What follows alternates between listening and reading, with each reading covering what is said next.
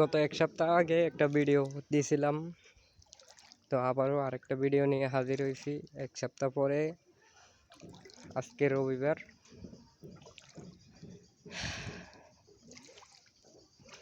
আমার বাড়িতে এখনো পানি।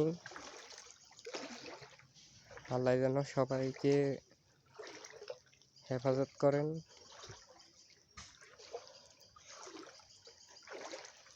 আমি এখনো ঘরে যাই নাই, অবশ্য ঘরে গেলে সম্ভবত ঘরেও পানি থাকতে পারে, আল্লাহ যদি মানুষকে রক্ষা করে।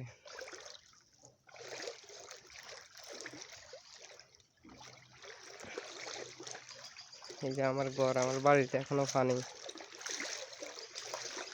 ঘরে বর্তমানে কেউ নেই। আমার ঘরের দরজা এখনো তালা, ঘরের ভিতরে পানি।